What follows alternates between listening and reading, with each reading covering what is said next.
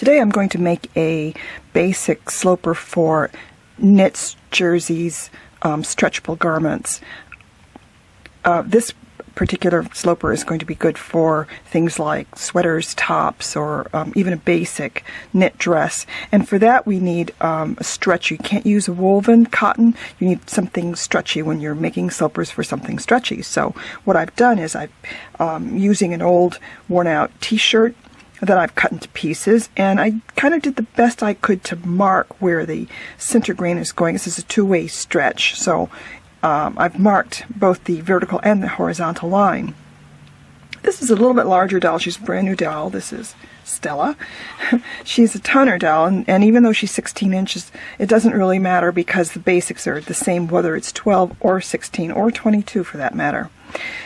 I begin with draping this over, and exceptionally I'm draping the whole thing because this stretches quite a bit, so we can't just do the one side of it, but what we're going to do is we're going to do the entire side, and then we're going to fold over, and then we're going to make it more symmetrical a little bit later. So begin by taping it to the doll, lining up again the center front with the center front of the doll beneath, and the horizontal across her bust.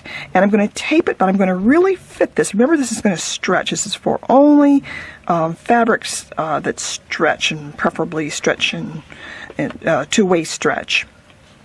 And then so you're going to tape this just again for control, but you want to just plan to just sort of stretch all of the all of the excess out of it.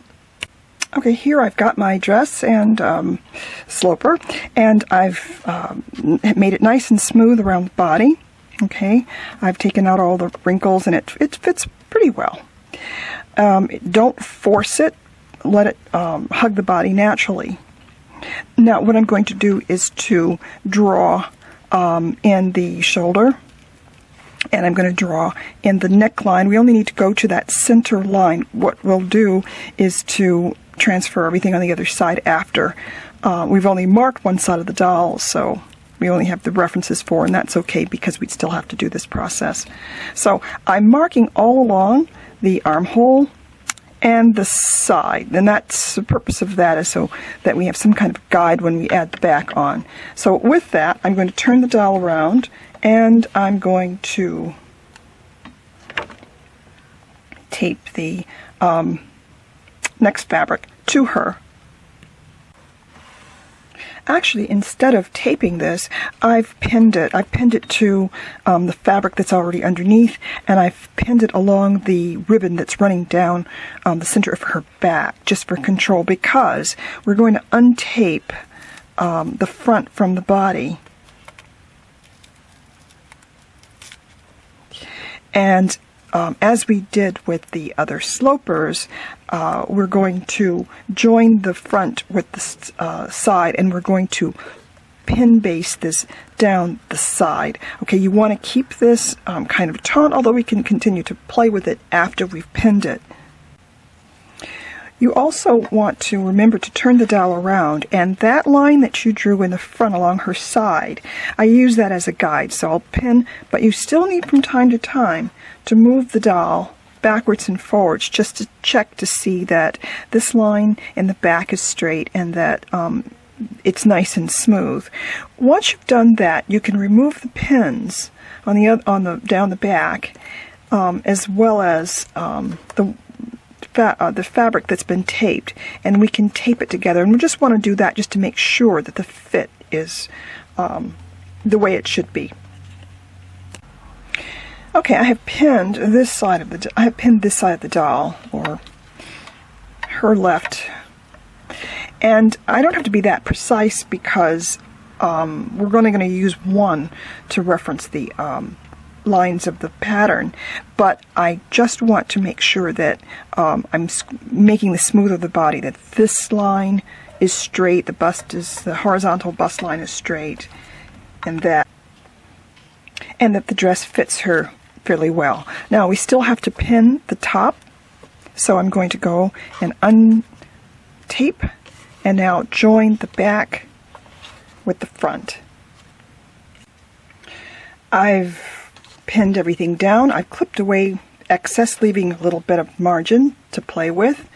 And so with that, I will mark the remaining areas, which is the shoulders, and make sure that the shoulder, and make sure that the necklines are well marked and that everything is just the way you want. And with that, we're going to unpin and flatten it out. When you flatten it out, of course you've got one side, you'll note that the pattern is going to be quite curvy, and that's indicative of this type of a pattern because we are following her form. There are no darts. The only area that should not be curvy should be the shoulder line. So you'll straighten that up a bit, and everything else will just kind of sketch. We have half, but before I take it to graph paper is always very nice to keep the ratio between left side to right side pretty much out there. Before I do that, I want to pin it and then put it back on the doll one more time. Okay, I pinned along the lines indicating the side seam and the shoulder, and I've roughly pinned the other side. I just want to get a sense that it's fitting her properly. I make sure that this is lining up because whatever that happened on this side of the doll will be transferred to the other. So I just want to make sure that everything fits and that this line in the going down the side is in fact going down the doll's body on nice and straight on the side, and that it's fitting pretty well there, that there's not, it's going to be more of a question of it fitting well and not gapping, unless that's what you want, but I want it to make a sort of form-fitting pattern there. The side curves of the front and the back patterns must match. If there is a discrepancy, measure the distance between the two and move the curve half in or half out. For example, there was a difference of 1/4 of an inch between the front and the back of my dress. I moved the front curve 1/8 of an inch in, while the back I moved 1/8 of an inch out. Now redraw your curve and add your seam allowance. For ideas as to what you can do with your sloper, join us at fashiondollstylist.blogspot.com.